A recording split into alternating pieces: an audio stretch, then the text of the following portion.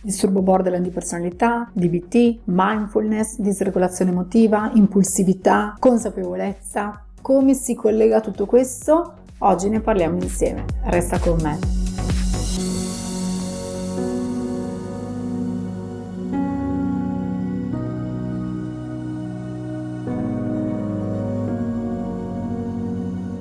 Ciao! Benvenuti sul mio canale, io sono Giusy e sono un'educatrice professionale. Oggi parliamo insieme di nuovo di DBT, in particolare oggi vi voglio parlare del modulo della mindfulness. Nella mia professione mi occupo di percorsi di psicoeducazione emotiva, di supporto al benessere emotivo. Tra i percorsi che offro c'è anche lo skills training della DBT, la parte chiaramente psicoeducativa della DBT. Non voglio adesso rifare una premessa, verrebbe un video lunghissimo, ti lascio nell'info box alcuni video che ti saranno sicuramente utili se vuoi approfondire che cosa sia la DBT e quali sono i suoi moduli. Ricordiamo brevemente che la DBT ha 4 moduli principali: il modulo della regolazione emotiva, il modulo della tolleranza alla sofferenza, il modulo dell'efficacia interpersonale e il modulo della mindfulness. La mindfulness è uno strumento potentissimo, super efficace per il proprio benessere emotivo. Perché? Lo scopriremo in questo video. Allora iniziamo col dire brevemente perché è importante portare nella propria vita la mindfulness e quindi praticare la mindfulness, perché, ebbene sì, la mindfulness è una pratica. Spiegandoti questo ti spiegherò anche, ti presenterò il modulo della mindfulness della DBT, cioè ti racconterò un po' la sua struttura. Allora, prima di tutto, comprendere, praticare la mindfulness aiuta ad aumentare la nostra consapevolezza, lo dice la parola stessa, no? Mindfulness vuol dire mente consapevole, quindi aiuta a riflettere, a rallentare e a migliorare anche la gestione delle nostre emozioni e del nostro comportamento. Questo è molto importante per il proprio benessere emotivo perché ci dà proprio l'idea di essere padroni dei nostri stati interiori e quindi del nostro mondo esterno, e la mindfulness ci aiuta veramente a fare tutto questo. Dopo scopriremo come nello specifico. Il secondo beneficio è collegato sicuramente al primo, quindi aumenta il nostro benessere e quindi diminuisce la nostra sofferenza emotiva. La mindfulness non promette di non provare più emozioni spiacevoli. La mindfulness ti dice: le proverai, le accoglierai e le gestirai, migliorando, aumentando così il tuo benessere emotivo generale. Ed è proprio generale perché aumentiamo il benessere emotivo, ma parallelamente aumenta anche il nostro benessere fisico. Mente e corpo, lo sappiamo, sono strettamente collegati tra loro. Spesso un'emotività non rielaborata, pensiamo alla rabbia, all'ansia, alla paura, sfocia in sintomi e dolori fisici, spesso la sofferenza proprio fisica, no? Se state guardando questo video lo sapete, quando stiamo male emotivamente stiamo male anche fisicamente. Quindi un altro vantaggio è quello anche di stare meglio fisicamente, quindi migliorare il nostro benessere emotivo e fisico, psicofisico in generale. La mindfulness ti aiuta a costruire, o meglio a ritrovare, a riscoprire la tua mente saggia. Parleremo tra poco di stati della mente. È importante la mente saggia, perché la mente saggia è quella mente che ci fa vedere la realtà così com'è, ci fa riflettere, analizzare la realtà per quello che è, in modo più oggettivo, in modo più efficace, e ci aiuta anche in mente saggia a prendere decisioni importanti per la nostra vita, fare scelte importanti per la nostra vita, quotidiane ma anche più a lungo termine. Un altro beneficio importantissimo della mindfulness è quello di aumentare la nostra attenzione, la nostra capacità di concentrazione, cioè la capacità di focalizzarci su un qualcosa, può essere un pensiero, un'emozione, un compito, un oggetto.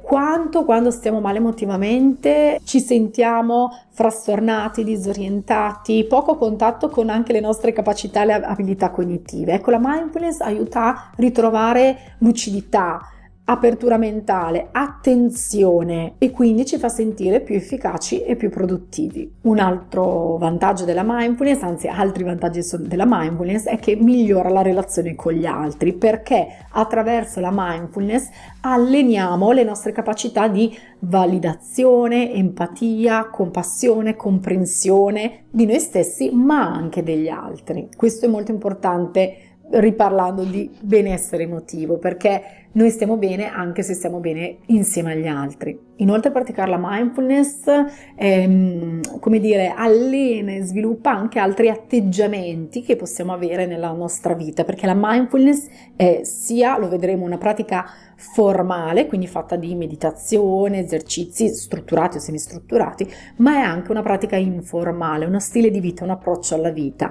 E la mindfulness ci insegna nel nostro stile di vita, nel nostro approccio alla vita, a basarci, cioè a portare con noi anche i concetti di amorevole gentilezza, di gratitudine, di connessione con gli altri e con tutto il mondo. Questo è molto importante perché chi soffre di disregolazione emotiva, chi ha un disturbo di personalità, insomma chi ha una particolare vulnerabilità, sensibilità, lo sa quanto ci si possa sentire soli, sentire il senso di vuoto, non sentirsi connessi con gli altri, col mondo, ma non sentirsi anche connessi con se stessi, no? A volte nel disturbo di personalità, a borderline, si parla anche di stati dissociativi.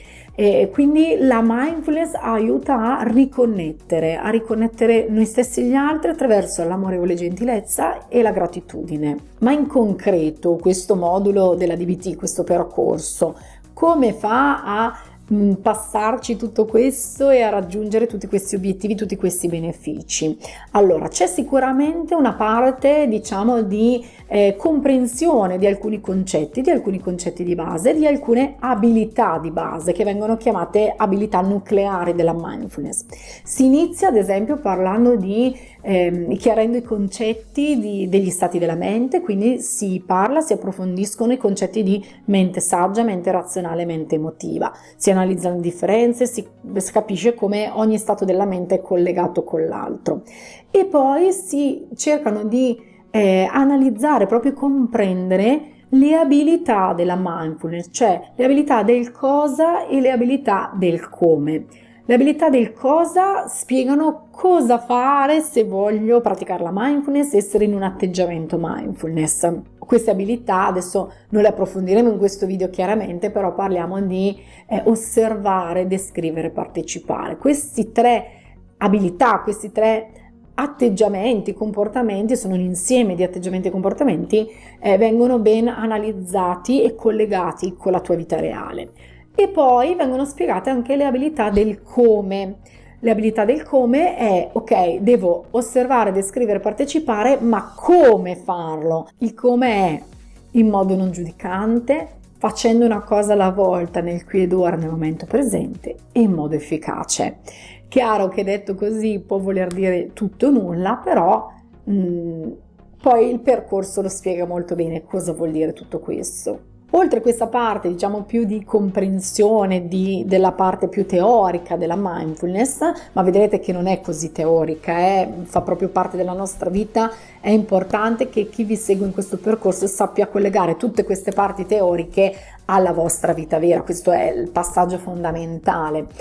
E poi c'è tutta una parte invece più pratica, perché la mindfulness è questo, è una pratica di meditazione in cui appunto vengono spiegati e fatti insieme degli esercizi di vario tipo, strutturati o semistrutturati, di meditazione, quindi esercizi di attenzione al respiro, di rilassamento muscolare, di body scan, esercizi di visualizzazione per alleggerire la mente, per lasciare andare, per accettare la realtà. Esistono una gamma di esercizi molto varia e molto utili.